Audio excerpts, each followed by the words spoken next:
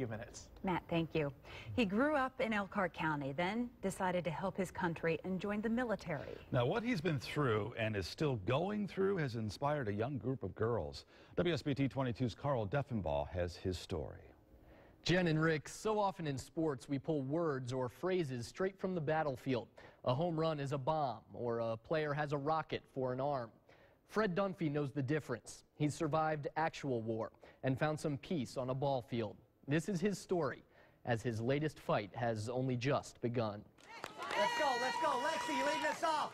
On a typical Saturday in the summer, There we go. Fred Dunphy is at home. I want to talk to you a second. Wait, come here. Home plate, at least. Everybody's waiting on you. The umpire's mad at me now. No longer in the sands of a faraway country, Nice job, kiddo. but surrounded by family. Go down! Woo! On the dirt of a softball diamond. You know, you go out and you coach a team for 2 hours, you forget everything you've been through. Long before he was a guiding mentor for young athletes, Nice play, Sydney Rice. He will do anything for anyone. the Elkhart Central grad was the one in search of direction. I was living in the same town, seeing the same people, doing the same things every single weekend, and thought that it's time for a change in my life. So Fred joined the Army during some of the worst action of the Iraq War. He found purpose on a recovery team, which collected broken down or destroyed vehicles and equipment in the field. Lead truck kept getting hit, and all the guys up there were married, had kids. I was a single guy, so I was like, you put me up front. You know, this guy doesn't need to, he's already blown up a dozen times. Let him take my spot in the truck and let me take his.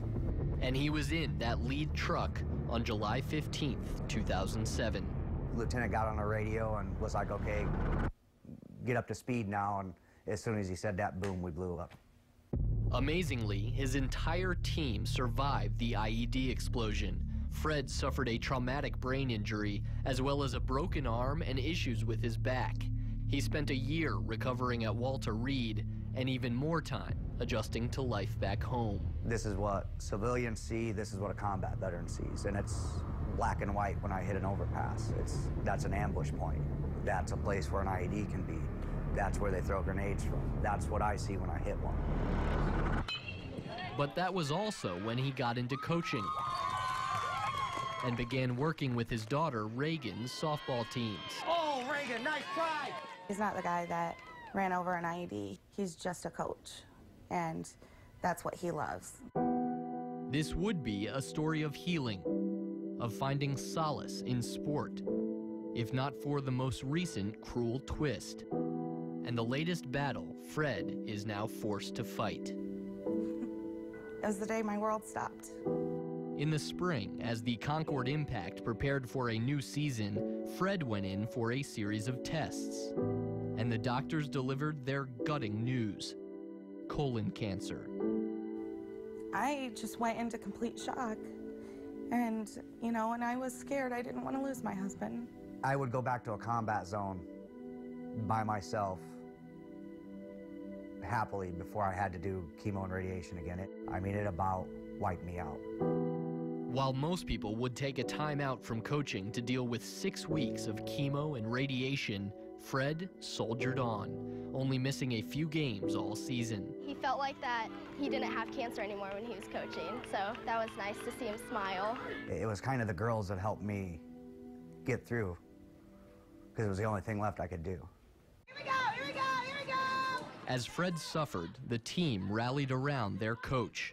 They raised money, helped out with meals, and surprised him with special shirts at one of their tournaments. One of the better moments in my life to see that many people cared and that many people were willing to help out, willing to do things for us.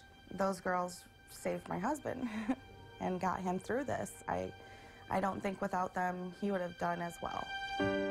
While the team was a beacon for Fred in his darkest moments, he in turn became a role model for the girls, a living symbol of perseverance. He's taught us how to be strong and never give up, and he's always teaching us to keep moving on. And let's keep it up today. I want the next one. I want 3-0 in pool play. A coach, a soldier, showing his team how to fight. If I can come out and do this and I'm going through what I'm going through, there's nothing in life that you can't go through too and can't get through.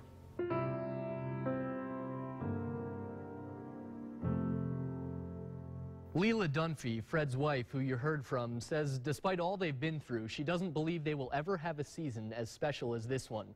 The compassion, the encouragement that the players and parents all showed, just overwhelming throughout the summer. Yeah, such emotion there, Carl. Yeah. And how is he doing right now? Give us an update. Yeah, unfortunately, this is sort of the real life of dealing with cancer, right? Fred actually had a setback this fall. He will require another round of chemo.